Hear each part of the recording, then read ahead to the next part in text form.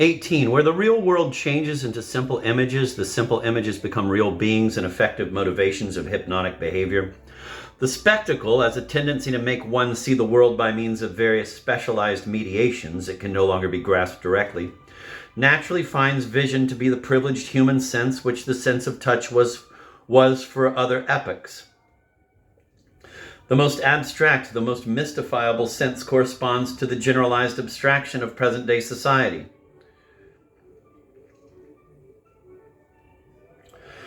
But the spectacle is not identifiable with mere gazing, even combined with hearing. It is that which escapes the activity of men, that which escapes reconsideration and correction by their work.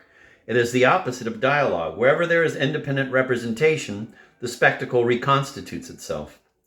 The spectacle, 19. The spectacle inherits all the weaknesses of the Western philosophical project which undertook to comprehend activity in terms of the categories of seeing. Furthermore, it is based on the incessant spread of the precise technical rationality which grew out of this thought. The spectacle does not realize philosophy. It philosophizes reality. The concrete life of everyone has been degraded into a speculative universe. 20. Philosophy, the power of separate thought and the thought of separate power, could never by itself supersede theology. The spectacle is the material reconstruction of the religious illusion. Spectacular technology has not dispelled the religious clouds where men had placed their own powers detached from themselves. It has only tied them to an earthly base. The most earthly life thus becomes opaque and unbreathable. It no longer projects into the sky, but shelters within itself its absolute denial, its fallacious paradise. The spectacle is the technical realization of the exile of human powers into a beyond.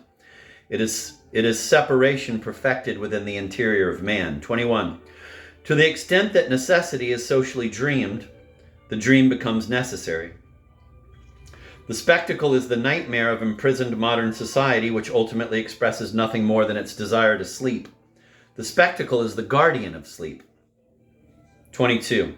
The fact that the practical power of modern society detached itself and built an independent empire in the spectacle can be explained only by the fact that this practical power continued to lack cohesion and remained in contradiction with itself. 23. The oldest social specialization, the specialization of power, is at the root of the spectacle. The spectacle is thus a specialized activity which speaks for all the others. It is the diplomatic representation of hierarchic society to itself, where all other expression is banned. Here the most modern is also the most archaic.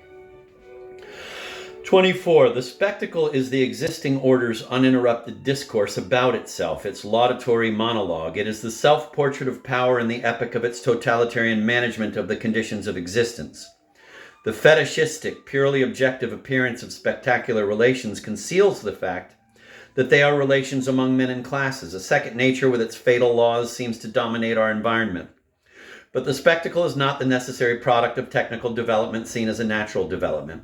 The society of the spectacle is, on the contrary, the form which chooses its own technical content.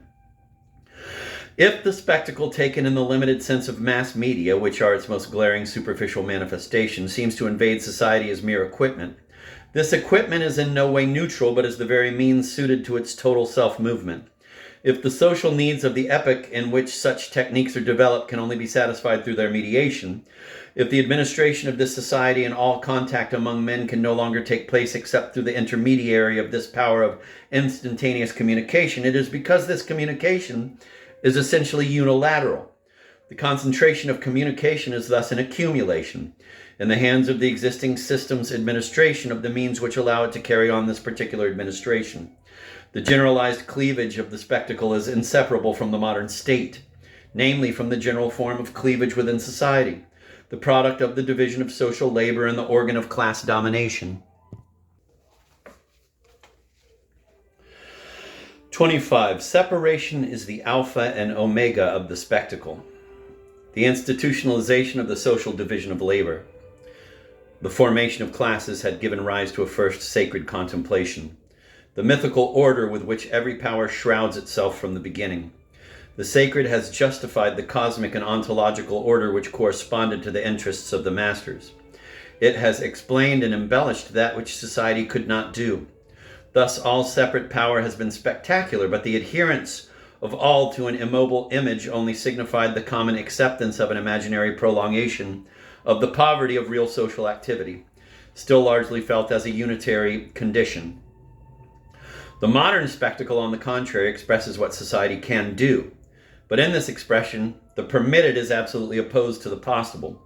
The spectacle is the preservation of unconsciousness within the practical change of the conditions of existence.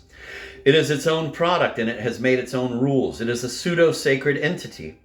It shows what it is, separate power developing in itself, and the growth of productivity by means of the incessant refinement of the division of labor into a parcelization of gestures, which are then dominated by the independent movements of machines, and working for an ever-expanding market. All community and all critical sense are dissolved during this movement, in which the forces that could grow by separating are not yet reunited. 26. With the generalized separation of the worker and his products, every unitary view of accomplished activity and all direct personal communication among producers are lost. Accompanying the progress of accumulation of separate products and the concentration of the productive process, unity and communication become the exclusive attribute of the system's management. The success of the economic system of separation is the proletarianization of the world.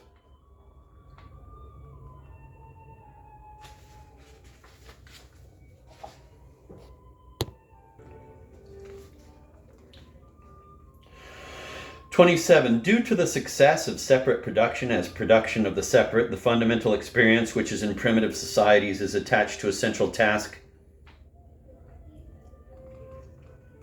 is in the process of being displaced at the crest of the system's development by non-work, by inactivity.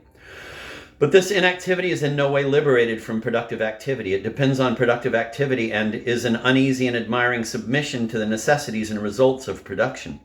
It is itself a product of its rationality. There can be no freedom outside of activity.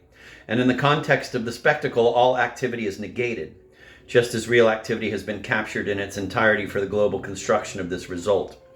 Thus, the present liberation from labor, the increase of leisure, is in no way a liberation within labor, nor a liberation from the world shaped by this labor. None of the activity lost in labor can be regained in the submission to its result. 28. The economic system founded on isolation is a circular production of isolation. The technology is based on isolation, and the technical process isolates in turn. From the automobile to television, all the goods selected by the spectacular system are also its weapons for a constant reinforcement of the conditions of isolation of lonely crowds. The spectacle constantly rediscovers its own assumptions more concretely. 29. The spectacle originates in the loss of the unity of the world, and the gigantic expansion of the modern spectacle expresses the totality of this loss. The abstraction of all specific labor and the general abstraction of the entirety of production are perfectly rendered in the spectacle, whose mode of being concrete is precisely abstraction. In the spectacle, one part of the world represents itself to the world and is superior to it. The spectacle is nothing more than the common language of this separation. What binds the spectators together is no more than an irreversible relation at the very center which maintains their isolation. The spectacle reunites the separate, but reunites it as separate. 30. The alienation of the spectator to the profit of the contemplated object, which is the result of his own unconscious activity, is expressed in the following way. The more he contemplates, the less he lives. The more he accepts recognizing himself in the dominant images of need, the less he understands his own existence and his own desires. The externality of the spectacle in relation to the active man appears in the fact that his own gestures are no longer his, but those of another who represents them to him. This is why the spectator feels at home nowhere, because the spectacle is everywhere. 31. The worker does not produce himself, he produces an independent power. The success of this is this production. Its abundance returns to the producer as an abundance of dispossession. All the time and space of his world becomes foreign to him with the accumulation of his alienated products. The spectacle is the map of this new world, a map which exactly covers its territory. The very powers which escaped us show themselves to us in all their force. 32. The spectacle within society corresponds to a concrete manufacture of alienation. Economic expansion is mainly the expansion of the specific industrial production. What grows with the economy in motion for itself can only be the very alienation which was at its origin. 33. Separated from his product, man himself produces all the details of his world with ever-increasing power, and thus finds himself ever more separated from his world. The more his life is now his product, the more he is separated from his life.